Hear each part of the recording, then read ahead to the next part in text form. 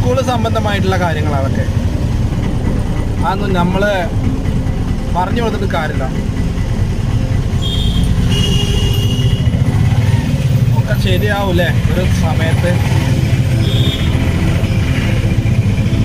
ഞാനെൻ്റെ ചെറിയ ഓർമ്മകൾ പങ്കുവെച്ചാട്ടോ. ചില കാര്യങ്ങളൊക്കെ തന്നെ മറന്നു പോവാണ്. ഓരോ സാഹചര്യം വരുമ്പോൾ മനുഷ്യനെ തന്നെ മറക്കാണ് സാഹചര്യങ്ങൾ കൊണ്ട്.